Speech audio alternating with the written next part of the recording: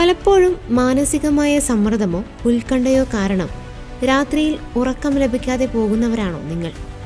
രാത്രിയിൽ ഉറക്കം ലഭിക്കാതെ ബുദ്ധിമുട്ടുന്നവർക്കും ഉത്കണ്ഠ അനുഭവിക്കുന്നവർക്കും വേണ്ടിയുള്ള മധ്യസ്ഥനാണ് വിശുദ്ധ പീറ്റർ ഡാമിയൻ.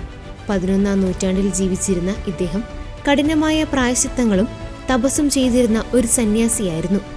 തന്റെ തീവ്രമായ ആത്മീയ ജീവിതത്തിനിടയിൽ അദ്ദേഹം വർഷങ്ങളോളം കഠിനമായ ഉറക്കമില്ലായ്മ അനുഭവിച്ചിരുന്നു. തന്റെ ആത്മീയ പോരാട്ടങ്ങളിലൂടെ ഈ അവസ്ഥയെ തരണം ചെയ്ത വിശുദ്ധൻ ഇന്ന് സമാനമായ അവസ്ഥയിലൂടെ കടന്നു പോകുന്നവർക്ക് വലിയ പ്രത്യാശയാണ് നൽകുന്നത്. ഉറക്കമില്ലാത്ത രാത്രികളിൽ മനസ്സിനെ അലട്ടുന്ന അസ്വസ്ഥതകളിൽ നിന്ന് മോചനം നേടാനും ആത്മീയമായ സമാധാനം കണ്ടെത്താനും ഈ വിശുദ്ധന്റെ മാധ്യസ്ഥം വിശ്വാസികൾക്ക് വലിയ കരുത്താണ്.